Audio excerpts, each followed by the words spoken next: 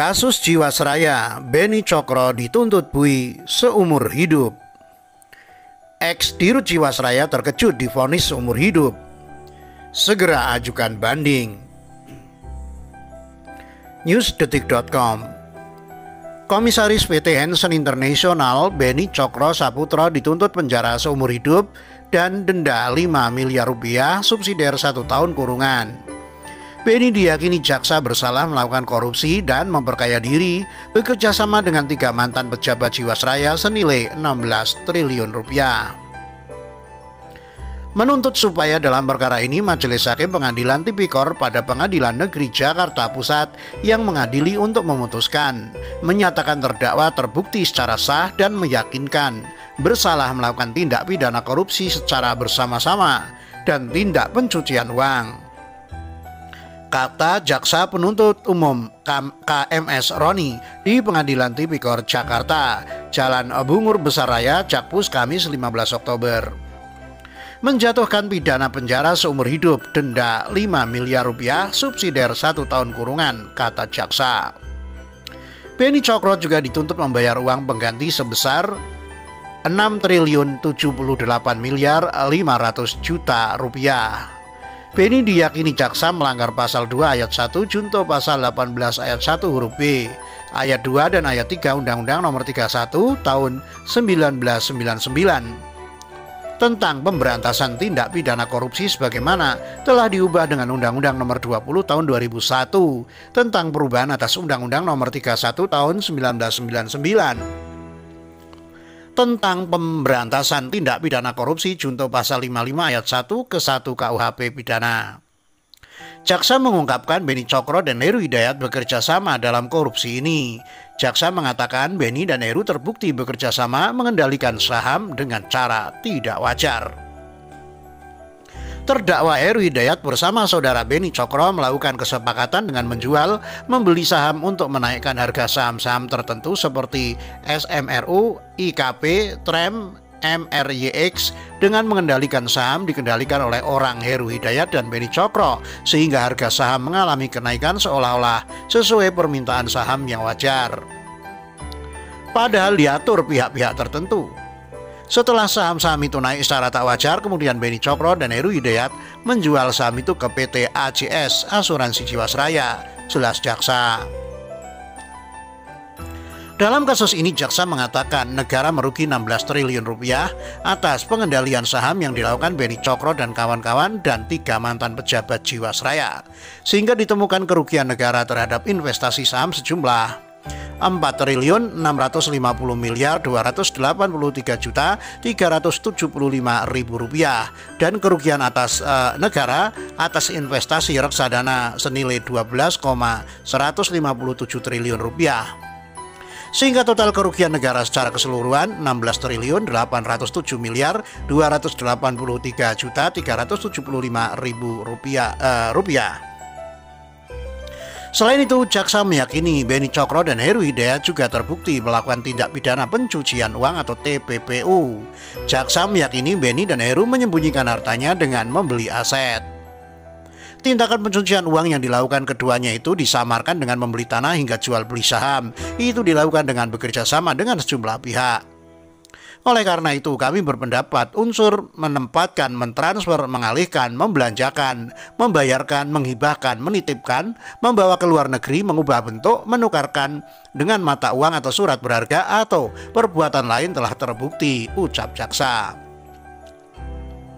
Oleh karena itu Beni dan Heru juga melanggar pasal 3 Undang-Undang RI Nomor 8 Tahun 2010 tentang pencegahan dan pemberantasan tindak pidana pencucian uang. Ex-Dirut Jiwasraya terkejut divonis seumur hidup, segera ajukan banding. Mantan Direktur Utama PT Asuransi Jiwasraya Persero, Hendrisman Rahim divonis penjara seumur hidup. Pengacara Hendrisman, Magdir Ismail mengatakan akan mengajukan banding karena tak mengira akan diputus lebih tinggi daripada tuntutan jaksa.